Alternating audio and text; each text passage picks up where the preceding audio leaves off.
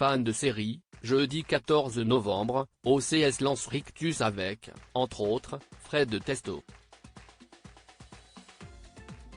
Inclassable, la fiction embarque le public dans un monde futuriste que l'on espère ne jamais voir venir. Préparez-vous, jeudi 14 septembre, OCS propose Rictus, sa nouvelle série en 9 épisodes de 26 minutes.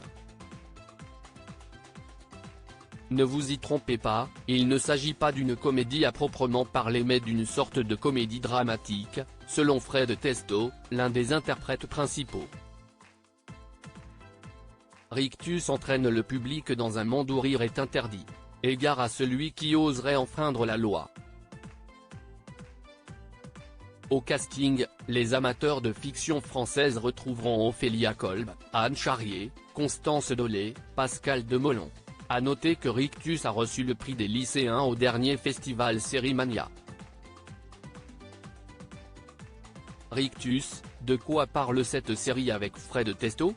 Dans un monde dystopique où le rire, jugé dégradant, a été aboli, Stéphane, citoyen exemplaire et employé modèle, est chargé de repérer les hors-la-loi. Casque sur les oreilles, à l'affût du moindre gloussement, il veille. Mais sa routine se grippe lorsqu'il rencontre Céline, sa nouvelle stagiaire. C'est plus fort qu'elle, à son contact, la jeune femme ne peut s'empêcher de s'esclaffer. Car bien malgré lui, Stéphane et ses mimiques ont un indéniable potentiel comique. Kidnappé par les rebelles, poursuivi par les ajusteurs, l'implacable police du rire, Stéphane, au mépris de son devoir, osera-t-il transgresser toutes les lois et se frotter aux délices subversifs du rire? Tel est le pitch de cette fiction inclassable. Rictus, faut-il regarder la série avec Fred Testo? La grande qualité de la série c'est de toujours flirter entre la comédie et le malaise, reconnaît Anne Charrier rencontrée au festival Sérimania, où la série a reçu le prix des lycéens. Mon personnage fait partie de la police du rire, je vérifie que les gens ne rient pas et, si j'ai un doute, je les pousse à rire, pour les arrêter et leur coller la mâchoire. Peut-on encore rire de tout?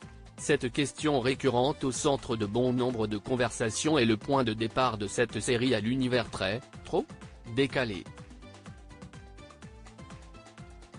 Les personnages, costumés et coiffés comme des Playmobil, évoluent en effet dans une société aseptisée aux couleurs pastel. Pas facile de dépasser cet univers mais une fois le principe accepté, Rictus s'avère distrayant. Au final, on adhère. Ou pas.